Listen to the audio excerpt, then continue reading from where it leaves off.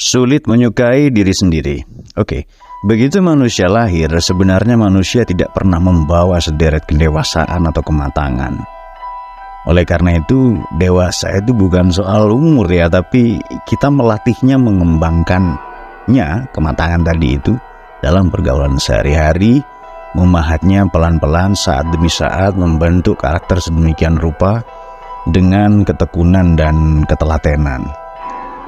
Makanya agak aneh itu kalau saya atau kita sering mendengar ini ungkapan pembodohan saya kira.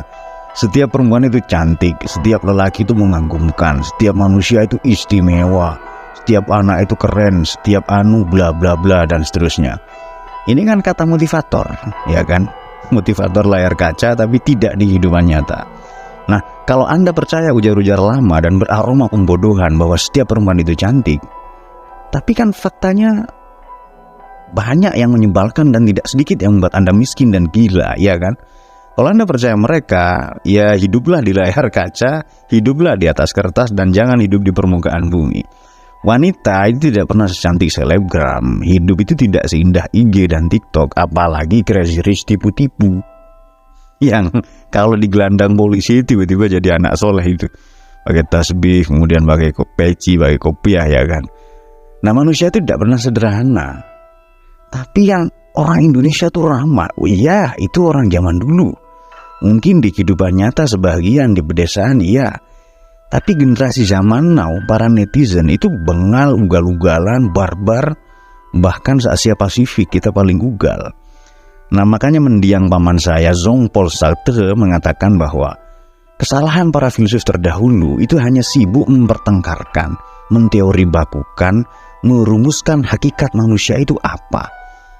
Esensia, quiddity, esensinya, kuiditasnya apa, padahal itu semua tidak ada. Yang ada eksistensinya, titik.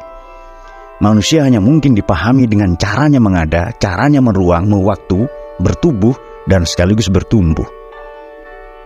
Oleh karena itu tidak sakral kita ini berasal dari keturunan mana, atau dari generasi yang mana, dari leluhur yang itu tidak penting. Tapi kita mengada saat ini, itu yang jauh lebih penting. Cara kita bertubuh dan bertumbuh ini, meruang waktu, itu jauh lebih penting. Makanya ini kan Sartre ini kan TTM, teman tidur mesranya siapa? Teman tapi mesranya Simone de Beauvoir. Nah, lanjut ini kata Sartre, manusia hanya memiliki eksistensi tanpa esensi, tanpa hakikat. Manusia tak pernah punya definisi baku dan narasi tunggal.